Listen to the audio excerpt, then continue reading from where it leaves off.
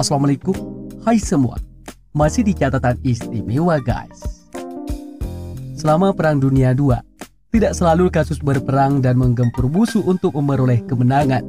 Namun ada beberapa kasus internal di mana rencana oleh sekelompok penentang rezim berupaya membunuh orang penting namun gagal melakukan aksinya. Berikut beberapa kasus operasi pembunuhan pada Perang Dunia II versi catatan istimewa. Bagi kamu yang penasaran, tonton sampai habis.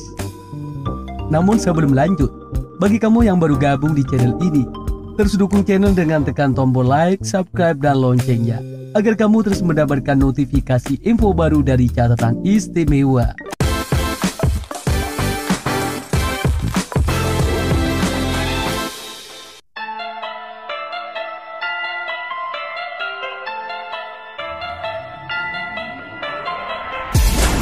Mari kita simak dari Operasi Anthropoid. Operasi Anthropoid adalah upaya untuk membunuh Heydrich, seorang pejabat tinggi Nazi yang memiliki peran penting dalam administrasi Jerman di Cekoslowakia selama Perang Dunia II. Heydrich juga dikenal sebagai pembunuh pria ketiga karena kekejamannya. Pada tahun 1941, pemerintah dalam pengasingan Cekoslowakia di London melatih dua agen mereka, Josef Gabčík dan Jan Kubes, untuk melaksanakan misi ini. Mereka direkrut sebagai bagian dari pasukan khusus Cekoslowakia di Inggris dan dilatih dalam taktik serangan dan peledakan. Pada tanggal 27 Mei 1942, Gabčík dan Kubes melancarkan serangan terhadap konvoi kendaraan Heydrich di Praha menggunakan granat tangan. Serangan itu berhasil melukai Heydrich secara serius. Meskipun dia masih mampu melarikan diri dan menangkap beberapa penyerangannya, Kubes juga terluka dalam serangan tersebut. Sayangnya, meskipun Heydrich awalnya melarikan diri, luka-lukanya yang parah menyebabkan infeksi dan komplikasi medis. Pada tanggal 4 Juni 1942, seminggu setelah serangan, Heydrich meninggal dunia. Setelah kematiannya, Nazi melakukan pembalasan yang kejam terhadap penduduk Cekoslowakia dengan membantai ratusan orang dan menghancurkan desa Ledeci. Operasi Anthropoid dianggap sebagai salah satu misi pembunuhan paling berani dalam sejarah Perang Dunia II. Meskipun terakhir dengan kematian Heydrich, misi ini memiliki konsekuensi yang memprihatinkan bagi penduduk Cekoslowakia yang menjadi sasaran balas dendam Nazi.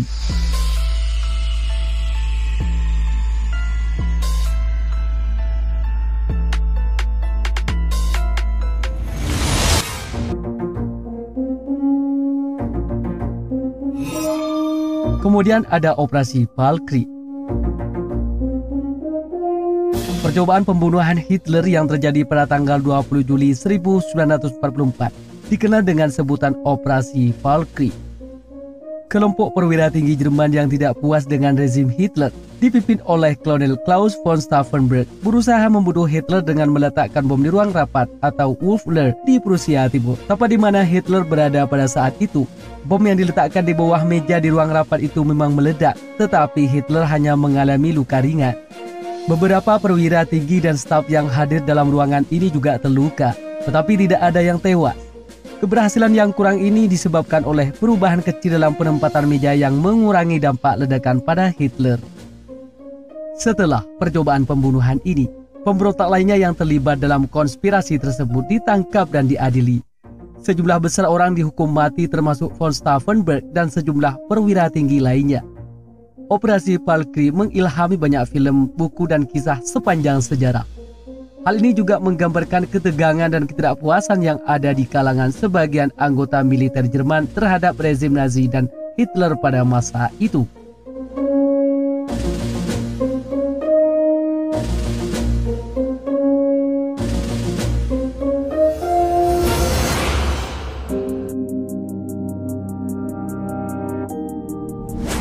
Operasi Gunnerside.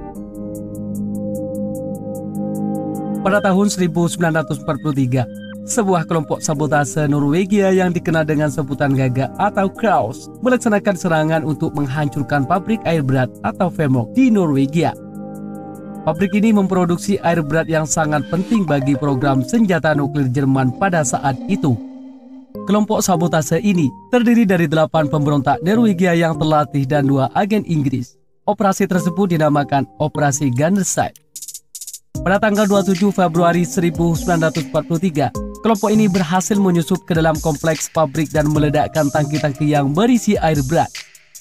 Serangan ini sukses menghancurkan pabrik tersebut dan berhasil menghambat produksi air berat yang vital bagi Jerman. Namun, setelah serangan tersebut, dua anggota kelompok yang terlibat yaitu Joachim dan Kasper tertangkap oleh pasukan Jerman. Mereka disiksa dan diinterogasi, namun mereka tidak memberikan informasi tentang rekan-rekan mereka atau rincian operasi sabotase. Akibatnya, mereka dieksekusi mati oleh pasukan Jerman. Operasi Gunnerside dianggap sebagai salah satu operasi sabotase paling berhasil dalam Perang Dunia II. Selain merusak pabrik air berat yang penting bagi Jerman, operasi ini juga memberikan semangat dan inspirasi kepada pasukan perlawanan Norwegia dan negara-negara sekutu.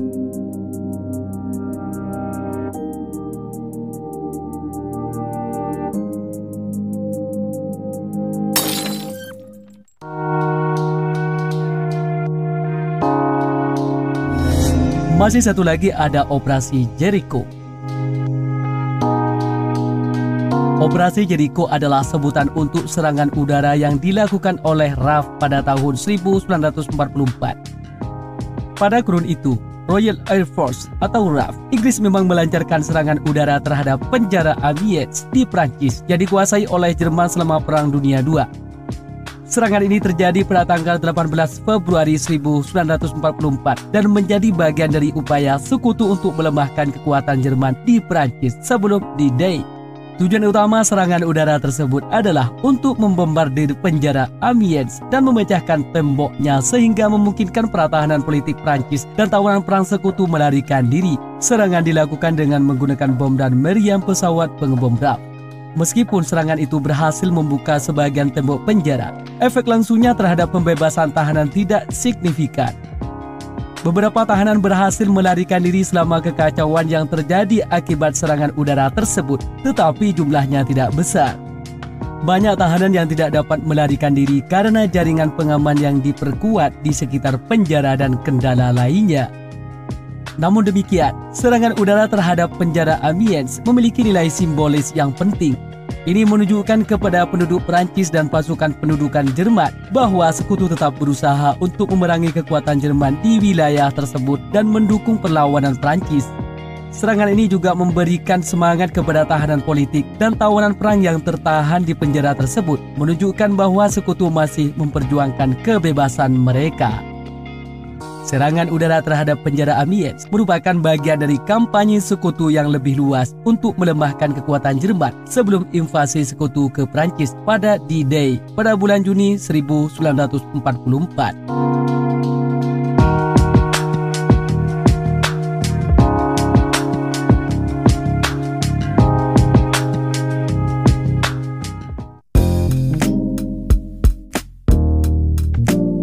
Demikian seputar kasus operasi pembunuhan pada Perang Dunia II versi catatan istimewa. Bagi kamu yang punya tambahan seputar pembunuhan pada Perang Dunia II, tulis di kolom komentar ya. Sampai sini dulu guys.